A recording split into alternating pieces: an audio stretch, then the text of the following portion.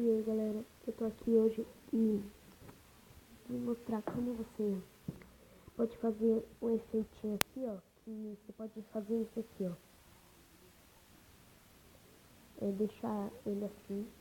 É bem rapidinho e é bem fácil. Você vem aqui de novo, né? Sempre vem aqui e vai em documento em branco. Se quiser, deixa essa altura, né? Mesmo. Aí você vem em cor. Se quiser colocar uma cor, eu vou colocar essa cor aqui.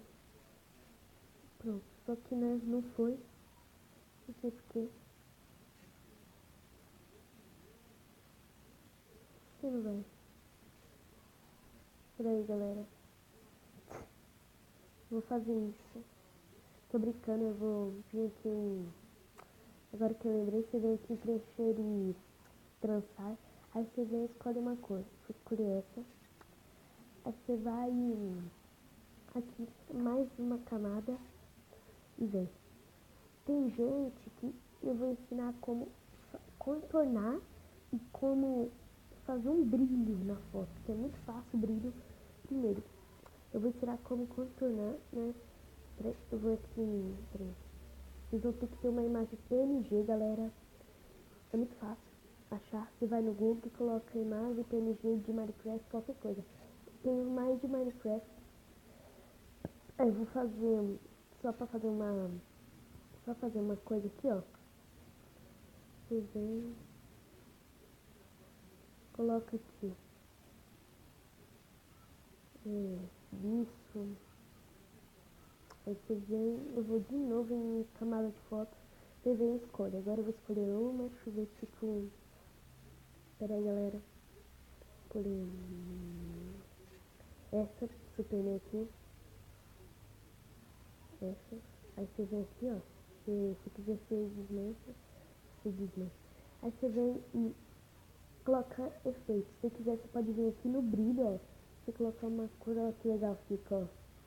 Você pode colocar essa cor, mas eu não quero isso. Eu vou querer ir na... qual que era o nome daqui, né? Galera, até eu lembrar o nome, já vai estar quase muito. Pera aí, galera. Voltei, galera. Eu lembrei onde que era. Você vem aqui nesse negocinho aqui, o E. Aí você vem preencher e traçar. Aí você vai colocar a largura. Eu vou colocar até aqui. Você vai vir aqui na cor, escolhe uma cor. Deixa eu ver uma legal. Só pra fazer uma coisa. Pode ser essa. Aí você vem.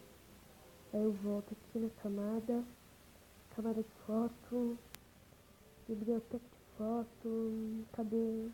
Peraí, galera. Não, essa não, aqui. Pronto.